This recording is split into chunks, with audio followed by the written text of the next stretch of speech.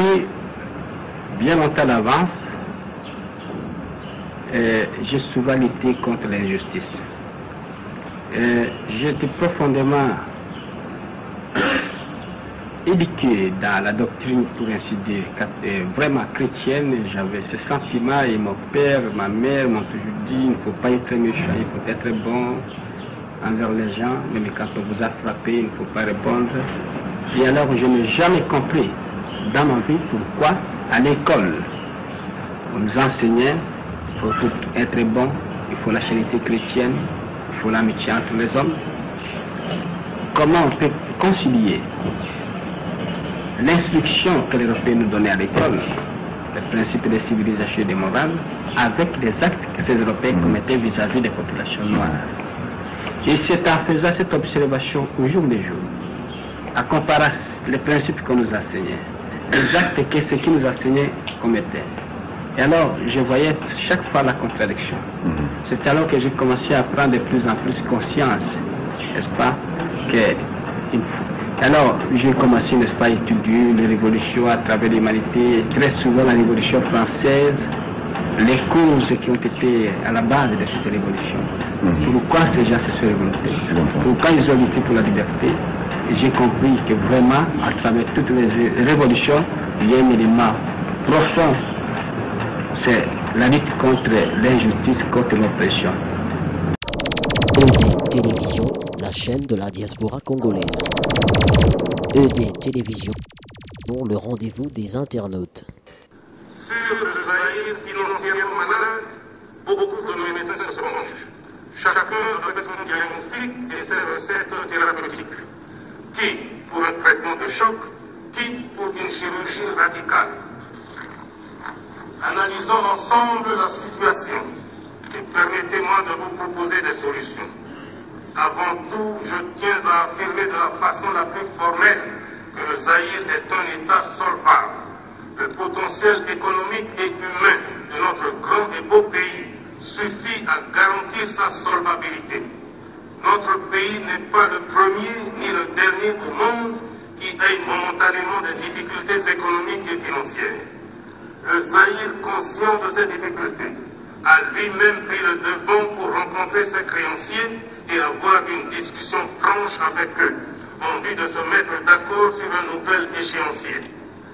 Nous ne sommes pas des mendiants parce que nous reconnaissons nos dettes. Notre pays ne peut pas être condamné suite à une baisse inhabituelle et imprévisible des cours du cuivre. Nous avons une politique et des perspectives. Et ceux qui nous feront confiance ne seront pas déçus. Le président Mobutu a donc fait pour le Congrès une critique sévère de sa propre gestion. Et puis, ajouter à cela la mauvaise gestion qu'on peut par-ci, par-là constater, et puis profitant du deuxième congrès ordinaire bien impérieux, il était de mon devoir de chef, parce que d'habitude, voyez-vous, que ce soit chez vous, vous avez combien de partis politiques, certains dirigeants de partis profitent des congrès pour flatter les congressistes pour une reconduction de leur mandat. Ce n'est ni mon genre, ni mon caractère. Moi, je dois toujours, en tant que chef, faire le diagnostic d'une manière honnête, dénoncer ce qui ne va pas, tant le chef de mes collaborateurs, tant le chef même du peuple. Si on n'est pas d'accord avec moi, je ne peux pas hésiter à rendre le tablier, si vous voulez cette expression. Vous avez parlé C'est l'ensemble de cela que j'appelle le mal zaïrois. Vous avez parlé d'une inversion des valeurs. Qu'est-ce que vous entendiez par là? Eh bien, vers la conclusion, j'ai mis surtout l'accent sur les valeurs morales qui commencent à faire défaut dans notre société. Le Zaïrois est un peuple déiste et puis qui a commencé depuis quelques années à abandonner ses valeurs morales, spirituelles et puis à aimer de plus en plus largement des richesses et puis certains facteurs extérieurs de richesse et puis le m'as-tu vu, c'est l'ensemble de tout ce comportement, de cette attitude que j'ai dénoncé. Ce mal zaïrois, quelle en est la cause profonde? Est-ce qu'il ne faut pas parler de crise de régime ou bien de crise politique? N'exagérons surtout pas, parce que lorsqu'il s'agit du Zaïre, on voit tout de suite quelque part une crise. Il n'y a pas de crise. Vous avez en France par exemple le plan Barre, et ici je parlais du plan Mobutu. Blocage des prix en France, et ici j'ai énoncé toute une série de solutions pour juguler le mal.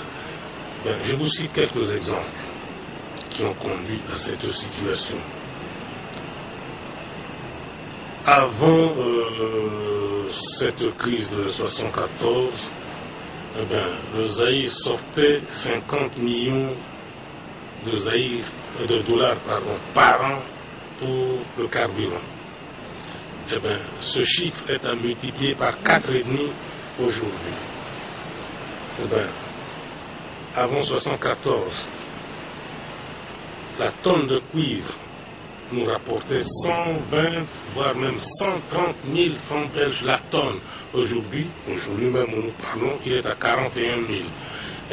Je ne peux pas vous parler du cobalt, du diamant, de tous nos produits d'exportation.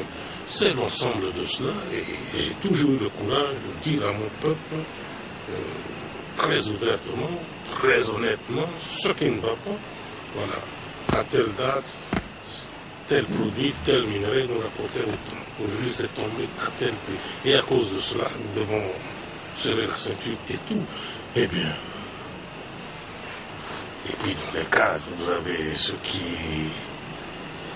ont cette tendance de piller, de puiser dans la caisse de l'État.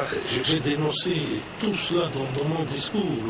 Ceux qui détournent, ceux qui font le commerce, ceux qui utilisent leur poste de responsabilité pour essayer d'extorquer l'argent au peuple. Tout ça a été dénoncé. C'est ça le mal. Ça n'a rien à voir avec une crise. Même dans l'affaire du Chabat, on ne pouvait pas parler de crise. Pourquoi? Parce que voici ce qui s'est passé en Angola. L'Angola avait trompé certaines puissances dont je tairais volontairement le nom en disant ça va mal au Zaïre, il suffit d'une petite action, et le régime s'écroule comme un château de cartes.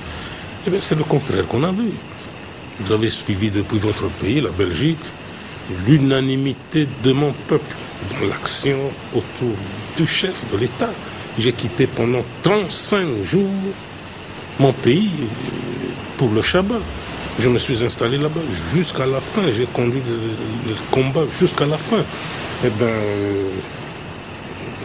pour le malheur qui m'est arrivé, j'étais absent du pays pendant 34 jours. Je me trouvais au chevet de mon épouse. Et puis, le peuple l'a senti. Le peuple est resté solidaire de son chef jusqu'à mon retour avec le corps de mon épouse. Donc, on ne peut parler ni de crise de régime, ni de crise politique. On ne peut même pas parler de crise économique. Il y a des difficultés conjoncturelles d'ordre économique, c'est tout. Et puis, avec toutes les solutions que j'ai préconisées, nous allons juguler le mal et puis reprendre le dessus. J'ai même vu dans la presse belge qu'on a parlé, on a même inventé une expression, le Zaïre était à genoux. Nous ne sommes pas un pays. Le Zaïre ne peut pas être à genoux. Nous ne sommes pas dans le peloton de tête même, connaissant passagèrement des difficultés d'ordre économique et financier, c'est tout. Voilà tout.